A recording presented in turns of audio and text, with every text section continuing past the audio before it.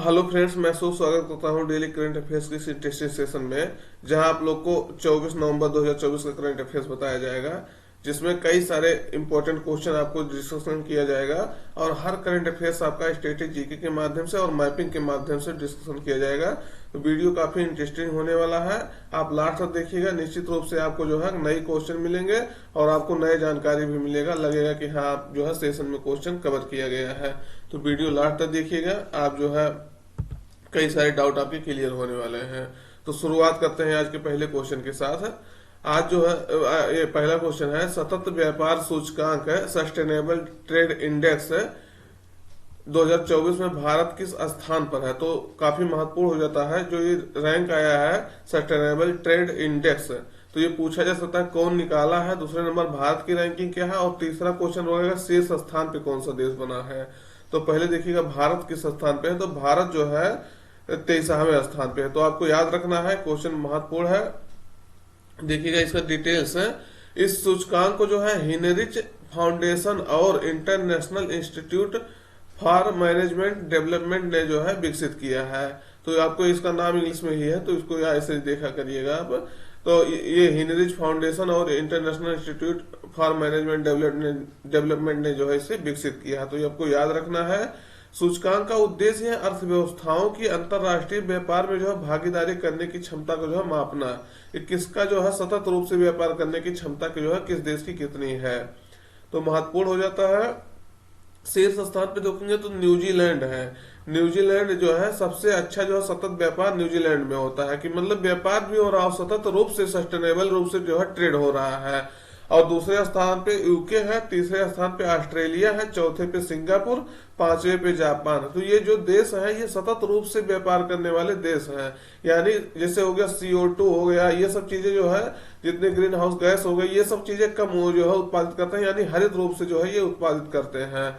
तो ये आपको याद रखना है। न्यूजीलैंड, यूके, यूनाइटेड किंगडम जिसे ब्रिटेन कहते हैं, ऑस्ट्रेलिया, सिंगापुर और जापान, ये पांचों देश जो है 1, 2, 3 और 4, 5 नंबर पर है। तो याद रखना है आपको। तो देखिएगा ये न्यूजीलैंड ने टॉप किया है। तो इसका मैप ये न्यूजीलैंड है, ऑस्ट्रेलिया के उत्तर पूरब में देश स्थित है। तो इसका राजधानी जो है वेलिंगटन होता है। आपको याद रखना है यहाँ अभी जो है ऑकलैंड में जब राष्ट्रपति यहाँ की दौरा की थी, तो जो है यहाँ ऑकलैंड में अपना जो है वाणिज्यिक दूतावास भी खोला गया था। अगला क्वेश्चन देखिएगा, भारत के पहले संविधान संग्रहालय कॉन्स्टिट्यूशन म्यूजियम का उद्घाटन जो है कहाँ किया गया है। अभी जो ये अनाउंस जो है आपको क्वेश्चन पहले बता दिए थे कि ये कहाँ होगा, लेकिन अभी कल इसका जो है, कल नहीं सॉरी, हाँ कल ही 23 को, आज 24 है तो कल जो है इसका उद्घाटन किया गया था। तो आपको याद रखना है कहाँ है। विकल्प में सोनीपत, गुरुग्राम, भोपाल, नई दिल्ली। सही उत्तर आपका रहेगा सोनीपत में। इसको जो है हरियाणा के सोनीपत में इसका जो है उद्घाटन किया गया है। आपको याद रखना JP जिंदल यूनिवर्सिटी है, वहां इसको लॉन्च किया गया है। तो OP जिंदल है। तो भारत का पहला संविधान संग्रहालय जो है OP Jindal global university Sonipat के कैंपस में यानी परिसर में उसको जो है स्थापित किया गया है। ये आपको याद रखना है। भारत का पहला इंडिया फर्स्ट कॉन्स्टिट्यूशन म्यूजियम है ये, तो आपको याद रखना है। उद्घाटन इसका कब किया गया है, तो 23 नवंबर मतलब कल के दिन इसको जो है किया गया है।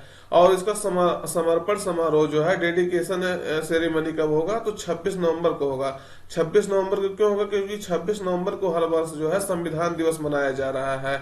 कब से मनाया जा रहा है आपको बताना है। हम जो है 26 नवंबर को दिवस कवर करेंगे, तब बताएंगे कब मनाया जाता है, कब से मनाया जाता है। तो 26 नवंबर को ये इसको जो है समर्पित कर दिया जाएगा। इसका नाम रखा गया है constitution academy and the right and freedom museum. तो इस नाम से इसको जो है स्थापित किया गया है। इस संग्रहालय में आप जाएंगे अगर देखेंगे तो संविद नाम से जो है रोबोट मतलब इसमें काम करेगा, इसमें रोबोट में आप देखेंगे। तो आपको याद रखना है, क्वेश्चन काफी महत्वपूर्ण है, क्वेश्चन पूछा जा सकता है, तो इसलिए जो है इसको याद रखिएगा। OP जिंदल एक ग्लोबल यूनिवर्सिटी कहाँ है, सोनीपत में। इसका मैप में आपको दिखा दे रहे हैं। ये देखिएगा सोनीपत यहाँ है, तो यहाँ इसको जो है स्थापित किया गया है। तो आप ये इसको याद रखिएगा। अगला है संगीत नाटक अकादमी वर्ष 2022 और 23 के लिए जो है कितने कलाकारों को उस्ताद बिस्मिल्लाह खां युवा पुरस्कार से जो है इससे प्रदान किया गया। तो संगीत नाटक अकादमी जो है प्रदान करती है। हालांकि जो हमारे केंद्रीय संस्कृति और पर्यटन मंत्री उन्होंने इसको जो है प्रदान किया, लेकिन इसके माध्यम से ही किया है। तो कितने लोगों को किया है, विकल्प में देख लीजिए 50, 62, 82, 96। सही उत्तर आपका रहेगा 82 लोगों को जो है इससे युवा पुरस्कार से जो है युवा कलाकार पुरस्कार से जो है सम्मानित किया गया है। तो ये देखिएगा, ये जो संगीत, ये उस्ताद बिस्मिल्लाह खां है युवा पुरस्कार, तो ये संगीत नाटक अकादमी द्वारा पहले नंबर जानिएगा कि दिया जाता है। दूसरे नंबर जो कलाकारों को, युवा कलाकारों को जो 40 वर्ष से कम हो उनको ये दिया जाता है। तो ये कोई भी क्वेश्चन आपसे घुमा के फिरा के चाहे जैसे पूछे तो वो चीजें आपको जो है पूरा पढ़ना है डिटेल्स में, जिससे कि कहीं से वो क्वेश्चन पूछे तो आप उसको बता सके। क्योंकि हम ना हम जान रहे हैं कि एग्जामिनर कहाँ से क्वेश्चन पूछेगा, ना आप जान रहे हैं।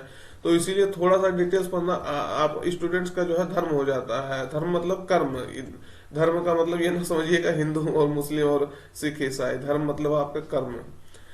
तो केंद्रीय संस्कृति और पर्यटन मंत्री जो है गजेंद्र सिंह शेखावत, जाने रहेंगे इसके मंत्री हैं।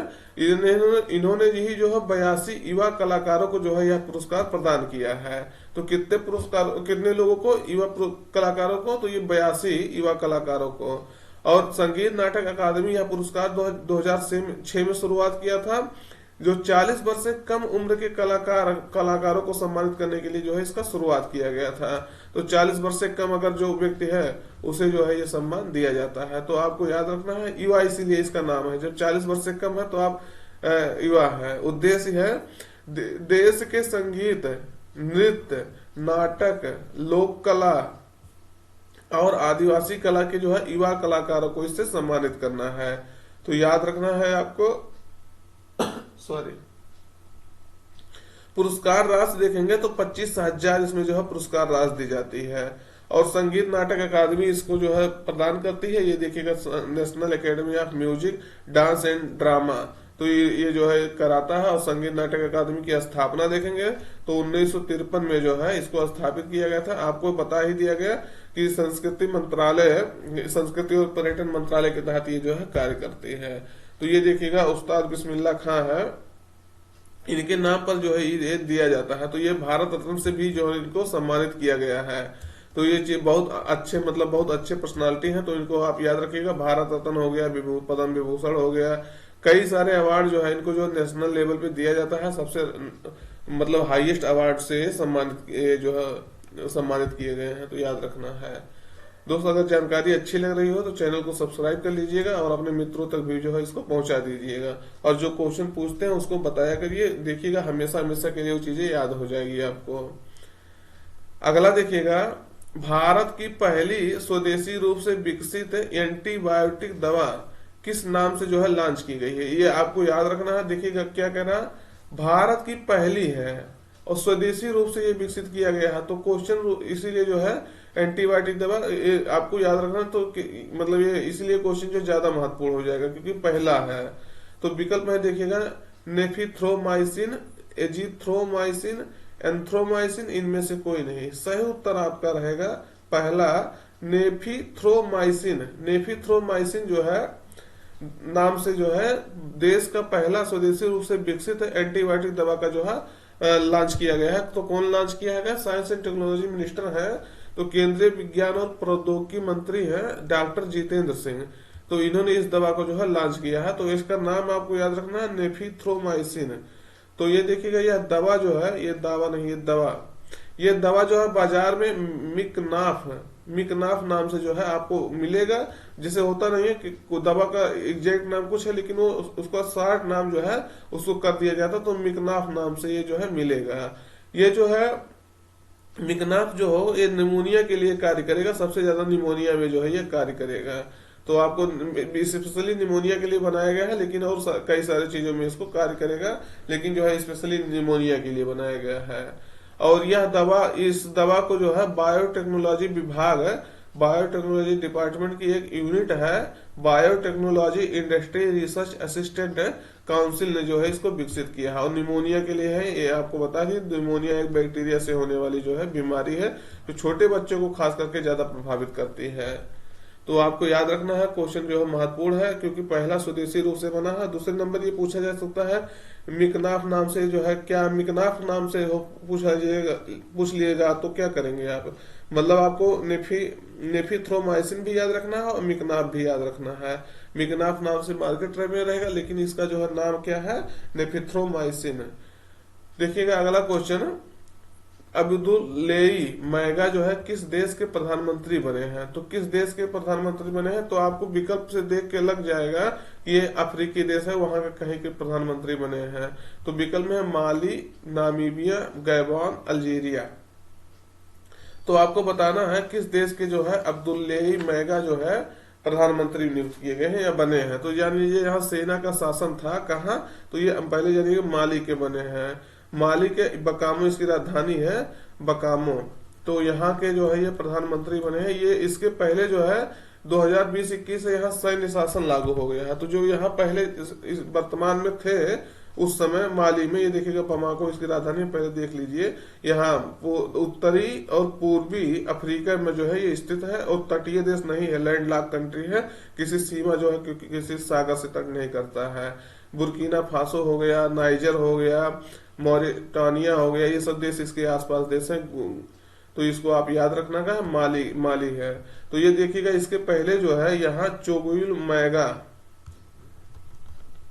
चोगुयल मैगा जो है वहां ये प्रधानमंत्री थे, तो उनको जो है सेना द्वारा हटा दिया गया था।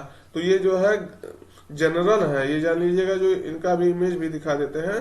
तो जो ये बने हैं अब्दुल्लाह माइगा, तो ये जो जनरल है वहां के सैन्य प्रमुख हैं, सैन्य प्रमुख के रूप में रह चुके हैं। तो उनको जो है इस पद पर जो है नियुक्त किया गया है, माली का जो है प्रधानमंत्री नियुक्त किया गया है। तो ये देखिएगा ये है अब्दुल्लाह माइगा। तो इनको याद रखना है, इनको जो है सैन्य प्रमुख के रूप में थे, इनको जो है माली का प्रधानमंत्री नियुक्त किया गया है। तो याद रखना है क्वेश्चन। और यहाँ सैन्य शासन चल रहा है 2020-21 से, आपको ये भी बता दिया गया।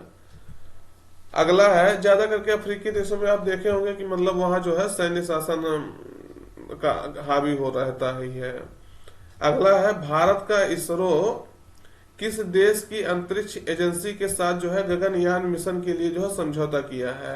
तो आप जानते होंगे गगनयान मिशन पहला होगा ऐसा भारत का जिसमें जो है 3 से 4 मेंबर को, या मतलब ये जानिएगा ह्यूमन को ले जाने के लिए, अंतरिक्ष में ले जाने के लिए गगनयान मिशन जो है कार्य करने का योजना है, जो 2028 तक जो है, कम से कम 28 तक इसको लॉन्च करने का ये सरकार का जो है विजन है कि इसको लॉन्च कर दिया जाएगा। तो आपको याद रखना है कि मतलब इसको किस देश के साथ जो है समझौता किया गया है। जो क्रू होंगे, इसमें जो मेंबर होंगे, उनको ले जाने के लिए और वहां से सुरक्षा से जो है लाने के लिए। तो अंतरिक्ष में जाएंगे तो वहां से सुरक्षा, अगर वो जा रहे हैं सुरक्षित, तो उनको सुरक्षित लाना भी होगा। तो इसलिए जो है किसके साथ समझौता किया गया है? विकल्प में यूएसए के साथ, मतलब किस देश की अंतरिक्ष एजेंसी के साथ है? यूएसए, ऑस्ट्रेलिया, जापान, रूस। सही उत्तर आपका रहेगा ऑस्ट्रेलिया। ऑस्ट्रेलिया की अंतरिक्ष एजेंसी के साथ जो है समझौता किया गया। अब आप कहेंगे इसका मतलब क्या है, ऑस्ट्रेलिया के साथ क्यों किया गया, क्यों नासा के साथ नहीं किया गया? तो अभी हम आपको मैप के माध्यम से बताएंगे। इसरो जो है ऑस्ट्रेलियाई अंतरिक्ष एजेंसी के जो है ने गगनयान मिशन के लिए जो है चालक दल और मॉड्यूल रिकवरी पर जो है, जो ये जाएगा मॉड्यूल, जिस मॉड्यूल से वो जाएंगे उसको रिकवरी करने के लिए पर सहयोग करने के लिए एक जो है समझौते पर हस्ताक्षर किया है। तो याद रखना है ऑस्ट्रेलिया अंतरिक्ष एजेंसी के साथ किया है। आप जानते होंगे श्रीहरिकोटा से हमारा जो है लॉन्च किया जाता है, आंध्र प्रदेश के श्रीहरिकोटा से कोई मिशन लॉन्च किया जाता है। तो मान लीजिए यहाँ से लॉन्च किया जाता है, तो ये समुद्र के साइड में जो है लॉन्च किया जाता है, क्योंकि कभी भी कोई दिक्कत हो तो ये जो है यहाँ आके गिर जाए समुद्र में। तो आप जानते होंगे यहाँ ऑस्ट्रेलिया सबसे जो है अच्छा देश है, विकसित देश जिसे कह सकते हैं, जो ये जो है भारत के साथ समझौता कर सकता है। अगर ये क्रूज मेंबर जा रहे हैं, क्रू मेंबर, तो इनको अगर कोई समस्या हो तो यहाँ इमरजेंसी लैंडिंग जो है ऑस्ट्रेलिया में किया जा सके, या उतारते समय या चढ़ाते समय कुछ समस्याएं हो तो ऑस्ट्रेलिया के माध्यम से उसको जो है मदद लिया जा सके। क्योंकि जो हमारे क्रू मेंबर जा रहे हैं सुरक्षित, उनको ले जाना और लाना सरकार की जिम्मेदारी है, प्राथमिकता है। और निश्चित रूप से इसको जो है सरकार को सुरक्षित रूप से करने के लिए कुछ भी करना पड़ेगा तो सरकार करेगी। तो इसलिए जो है इसके साथ जो है ये समझौता किया गया ऑस्ट्रेलिया के साथ है। तो आपको याद रखना है। और श्री हरिकोटा जो है किस झील के तट पर स्थित है, ये भी आपको बताना है। अगला क्वेश्चन देखिएगा, दूसरा भारत कैरिकॉम लीडर समिट 2024 का आयोजन जो है किस देश में किया गया है। तो किस देश में किया गया है, विकल्प में गुयाना, ब्राजील, दक्षिण अफ्रीका, डोमिनिका। सही उत्तर आपका रहेगा गुयाना, जिसकी राजधानी क्या है, जॉर्ज टाउन। आपको बता दें जॉर्ज टाउन। तो प्रधानमंत्री मोदी जो है अभी 3 देशों की अपनी यात्रा पर थे। नाइजर पहले गए, उसके बाद ब्राजील गए, नाइजर, ब्राजील, उसके बाद जो है गुयाना गए। गुयाना जाने वाले हो, जब से देश आजाद हुआ तब से पहले प्रधानमंत्री थे जो गुयाना गए थे। ये भी क्वेश्चन आपसे बताया गया सब क्वेश्चन। तो ये गुयाना में गए थे, तो वहां इन्होंने जो है कैरिकॉम लीडर समिट जो है दूसरे उसमें भाग लिया था। तो देखिएगा कैरिकॉम क्या है। तो कैरिकॉम इनको जो है अभी ये भी आपको बताया गया है, कैरिकॉम अभी जो है इनको गुयाना का, डोमिनिका का, इस सब देशों का जो है बारमाडोस, बारमोड का, इस सब का जो है सर्वोच्च सम्मान मिला है। तो ये अभी आपको याद रखना है। नाइजर का भी सेकंड हाईएस्ट सम्मान मिला था। तो कैरिकॉम क्या होता है, कैरिकॉम जो है कैरिबियन कम्युनिटी होता है, कैरिबियन देश होता है जो कैरिबियन सागर के आसपास जो है छोटे छोटे देश स्थित हैं, तो उनको जो है कैरिबियन देश कहा जाता है। तो कैरिबियन कम्युनिटी नाम से इसको जो है कैरिकॉम को कहा जाता है। तो कैरिकॉम में जो है 15 कैरेबियाई देशों का जो है एक संगठन है। ये मतलब कैरिकॉम में 15 देश जो है शामिल होते हैं। आप देखे होंगे वहां के संसद को भी उन्होंने गुयामा के संसद को भी उन्होंने संबोधित किया था। और वहां जो है ये जो अभी बताया नामीबिया, ये सब देशों का सर्वोच्च सम्मान पाया। तो ये गुयामा में ही सब लोग यहाँ आकर के एकत्रित हुए थे। तो जिसे जो है देशों का एक संगठन है जिसे आर्थिक एकीकरण और आपसी सहयोग बढ़ाने के लिए जो है बनाया गया है। और इस समिति की अध्यक्षता अब की बार जो है भारत के प्रधानमंत्री मोदी, नरेंद्र मोदी, और ग्रेटर नोएडा, देखिएगा ये कितना गलत लिखा गया है किसी तरह से, तो ग्रेनाडा है ये। तो आपको ग्रेटर नोएडा लिखा गया है, तो ग्रेटर नोएडा कोई देश नहीं है, इसको आपको याद रखना, ग्रेनाडा है। तो ग्रेनाडा के जो है प्रधानमंत्री श्री डिक्कन मिशेल जो है, मिशेल ने जो है इसकी अध्यक्षता की। तो डिक्कन मिशेल जो ग्रेनाडा के पीएम है, उन्होंने जो है वर्तमान कैरिकॉम के अध्यक्ष भी है, यानी उन्होंने अध्यक्षता भी वर्तमान में संभाले हुए हैं। तो मिशेल को याद रखना, डिक्कन मिशेल को। और ये आपको करेक्ट कर लेना है, ग्रेनाडा है। पहले भारत कैरिकॉम लीडर समिट का जो आयोजन 2019 में जो है न्यूयॉर्क में किया गया था। तो आपको याद रखना है 2019 में पहला किया गया, अभी 5 साल हो गया लगभग। तो ये अब दूसरा कैरिकॉम समिट का जो है आयोजन हुआ, तो आपको याद रखना है वो कहाँ हुआ। तो गुयाना की राजधानी जो है जॉर्ज टाउन में इसको आयोजित किया गया। ये देखिएगा कैरिबियन देश कौन कौन से हैं। तो ये कैरिबियन देश सब है, सब आपको याद रखना है। ये हैती हो गया, क्यूबा हो गया, ये सब आप जो है जाकर के देख लीजिएगा। ब्लेज हो गया, तो आपको याद रखना 15 देश इसमें शामिल हैं। अगला है अमूर फाल्कन महोत्सव जो है किस राज्य में मनाया गया है। तो विकल्प में है देखिए केरल, मणिपुर, मिजोरम, अरुणाचल प्रदेश। सही उत्तर आपका रहेगा मणिपुर में जो है इसको मनाया गया। तो ये चीजें आपको याद रखना है, मणिपुर। अभी मणिपुर आपको मैप में भी दिखा देते हैं। तो यह महोत्सव जो है मणिपुर, खास करके तमेंगलांग जिला है, उसमें जो है प्रवासी पक्षी अमूर फाल्कन हर साल जो है अक्टूबर और नवंबर माह में जो है बड़े स्तर पे जो है प्रवास करती है या वहां बसेरा करती है।